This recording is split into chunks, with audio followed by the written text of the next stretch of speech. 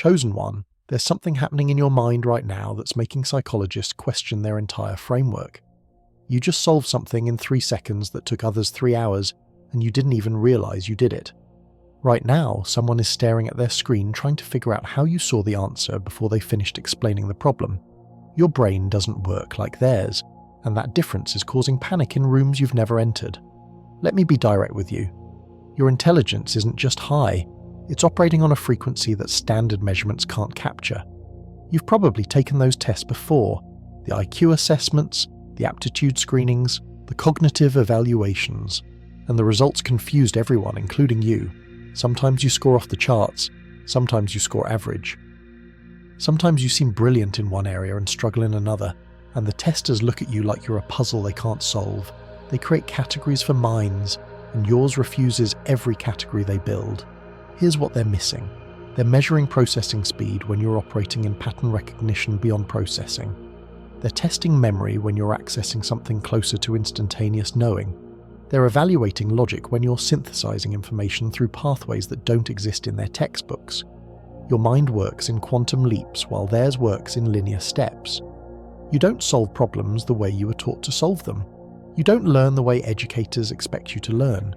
You absorb entire systems in moments while others are still reading the introduction.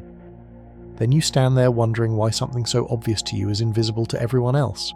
And they stand there wondering if you're cheating, lucky, or lying about your process. Neither of you can explain what just happened because the framework doesn't exist yet to describe how your intelligence actually operates. Someone in your life right now is deeply unsettled by your mental capacity. Not impressed, unsettled. This person has built their entire identity on being the smart one in the room. They drop references, use complex vocabulary, explain concepts to others with theatrical patience. They've cultivated an image of intellectual superiority that everyone around them has accepted and reinforced. Then you walked in. You didn't announce your intelligence. You didn't compete for the spotlight. You just existed in your natural state. And that existence demolished their carefully constructed hierarchy. You asked a simple question that revealed a flaw in their logic they didn't know was there. You offered a perspective that reframed the entire conversation. You solved something they were showing off about solving, except you did it faster and cleaner. You didn't mean to embarrass them. You were genuinely engaged with the problem, but your genuine engagement exposed the performance they were giving. Now this person watches you with barely concealed hostility. They've started trying to trap you in conversations designed to make you look stupid. They ask you questions they think you can't answer. They bring up topics they've studied specifically to have an advantage. They set intellectual traps hoping you'll fall into one. What they don't understand is that your intelligence isn't about memorized information. You don't need to have studied something to grasp it. You don't need credentials to comprehend complexity. You can walk into a conversation about quantum mechanics or ancient philosophy or economic theory, and within minutes, you're contributing insights that people with degrees in those fields find genuinely valuable. This isn't arrogance. This is pattern recognition, at a level that seems supernatural to observers. Your mind identifies underlying structures that connect seemingly unrelated fields. You see parallels others miss. You understand systems rather than just facts. But here's what nobody tells you about having a mind like yours. It's incredibly lonely. You've learned to dumb yourself down in most conversations because the alternative is watching people's faces shut down. You've trained yourself to pause before answering, to pretend you need to think about things you understood instantly. You've developed the skill of asking questions you already know the answers to just to make others feel included. And this constant performance exhausts you in ways you can't fully explain to anyone. You've sat in meetings where people debate solutions for hours when you saw the answer in the first 5 minutes. But you've also learned that sharing that answer too quickly makes you the problem. They don't want efficiency. They want process. They want to feel like they participated in discovering the solution. So you sit there managing other people's egos while problems that could be solved immediately drag on indefinitely. You've been in classrooms where teachers explain concepts that clicked for you on the first sentence. But you've learned that showing boredom or impatience makes you the difficult student. So you pretend to need the repetition. You act engaged with the review. You hide your understanding behind a mask of appropriate student behavior. You've tried explaining your thought process to people before, how you reach conclusions, how you see connections, how you know things you shouldn't technically know yet, and you've watched their eyes glaze over. Or worse, you've watched them decide you're making it up. They can't follow your logic because the leaps you make are too large. The steps you skip seem essential to them. So they assume you're either lying about your reasoning or you got lucky with a guess.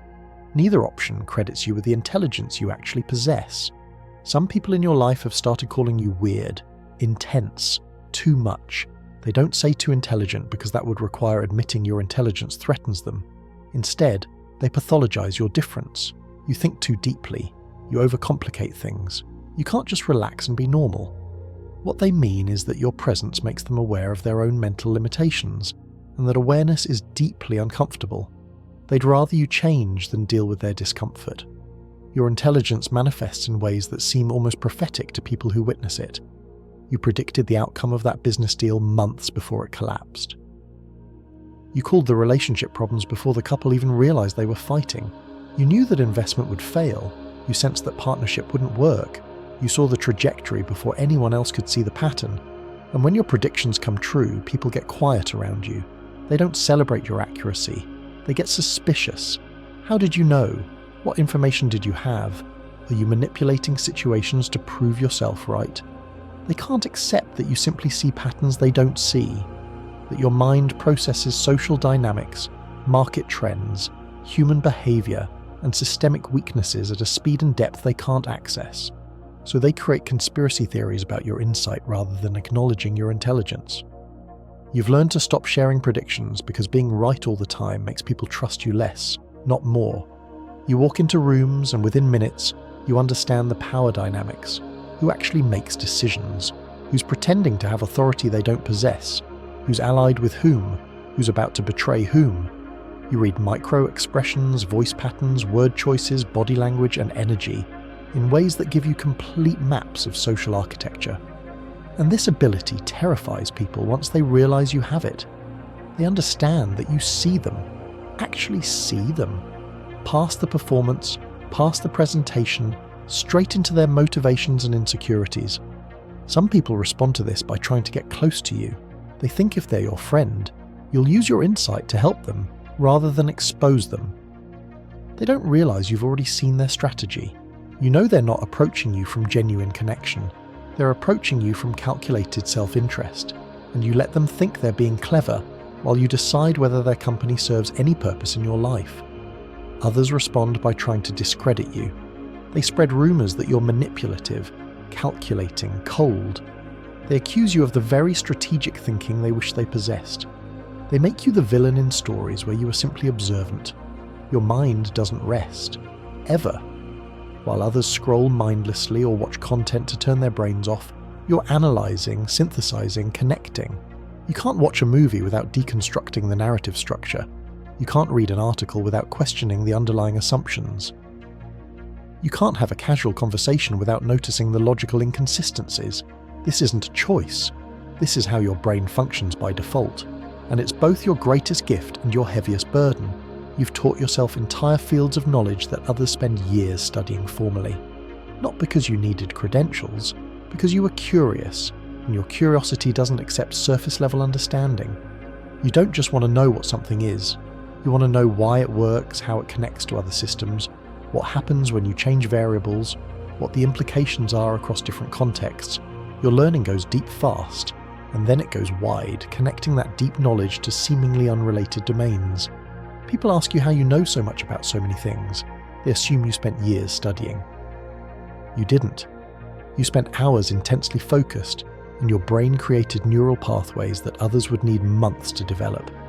You retain information not through repetition, but through understanding the underlying structure. Once you grasp the framework, the details organize themselves automatically. This is why you can discuss topics you technically haven't studied extensively. You understand the architecture, so you can navigate the space. But this constant mental activity comes with a cost. You struggle to turn it off. You lie awake at night because your brain is solving problems nobody asked you to solve. You have conversations with yourself that are more stimulating than conversations with most people you meet. You exhaust yourself mentally in ways that physical rest doesn't fix. And when you try to explain this to people, they offer solutions that reveal they have no idea what you're actually experiencing. Just meditate. Just don't think about it. Just relax. As if your mind operates with an off switch you're simply choosing not to use.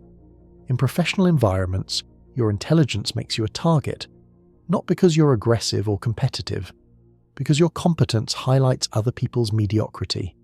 You walk into a dysfunctional system, and within days you understand exactly why it's failing and how to fix it.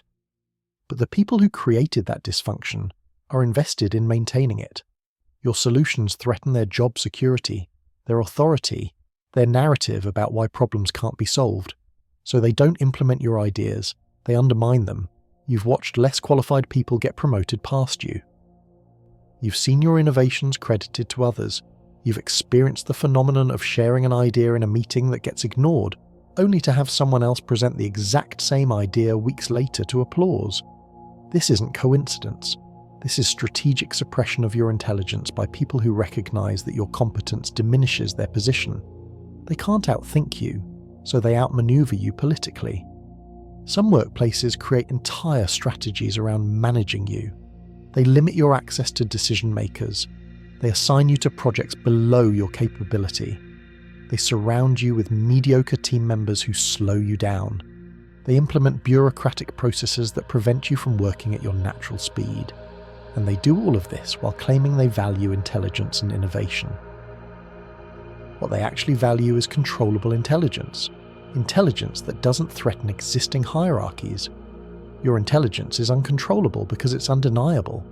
You've probably been told you need to work on your soft skills, your emotional intelligence, your ability to work with others.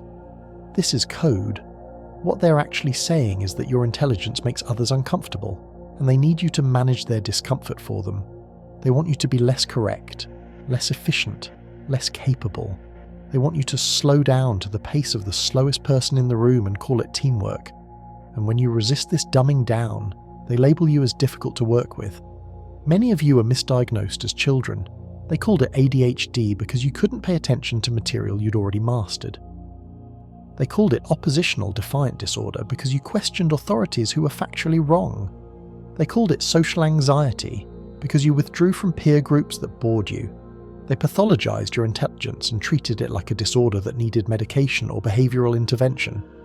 And some of you still carry those labels, still believe something is wrong with you. You weren't disordered, you were understimulated. Your mind needed complexity, challenge, depth. Instead, you got repetition, simplification, and punishment for being different. Teachers who should have recognized your capacity instead saw you as a problem to be managed.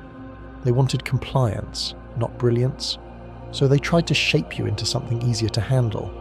And when you wouldn't reshape, they labelled you. Those labels followed you. They affected your self-perception. They made you doubt your own intelligence. As an adult, you might still struggle with imposter syndrome, not because you're unqualified, because you were trained to believe that your way of thinking is problematic.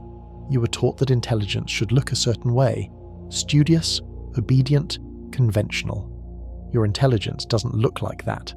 It looks like questioning everything, challenging assumptions, finding better ways, seeing what others miss, and because your intelligence doesn't perform in the expected way, you sometimes wonder if it's real. Let me end that wondering right now. Your intelligence is devastatingly real. The people who tried to suppress it knew it was real. That's why they worked so hard to contain it. The systems that couldn't measure it accurately knew it was real. That's why they created categories you wouldn't fit into. The individuals who feel threatened by it know it's real. That's why they're working overtime to discredit you. Your intelligence has always been real.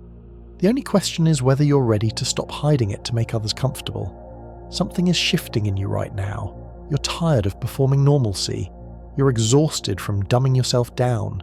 You're done protecting other people's egos at the expense of your own gifts.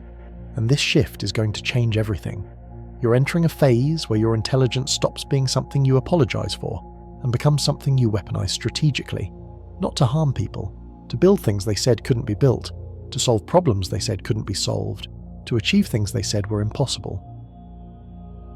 Your mind is about to be unleashed in ways it hasn't been before, because you're finally understanding that your intelligence isn't a liability to be managed, it's a superpower to be deployed, Every person who tried to make you feel stupid is about to watch you accomplish things that make their limitations obvious. Every system that tried to contain you is about to be disrupted by what you create outside of it. Every test that failed to measure you accurately is about to become irrelevant as your results speak for themselves. You're going to stop explaining yourself. Stop justifying your process. Stop slowing down for people who refuse to speed up. You're going to operate at your natural pace and let others struggle to keep up or fall behind. And this is going to feel selfish to you at first. Because you've been conditioned to believe that your intelligence should serve everyone else's comfort. But your intelligence serves your purpose. And your purpose is too important to sacrifice for people who are never going to celebrate you anyway. The projects you've been planning are about to materialize. The ideas you've been developing are about to launch. The vision you've been building in your mind is about to become physical reality. And when it does, everyone who doubted you is going to pretend they always believed in you. They're going to claim they saw your potential all along. They're going to try to attach themselves to your success. And you're going to remember exactly who said what when you were building in obscurity. You're going to remember who tried to stop you. And those people are not getting access to what you create. There are others like you. People whose intelligence operates at frequencies standard measurements can't capture. People who've been called too intense, too much, too weird. People who've hidden their capacity to survive in systems built for average.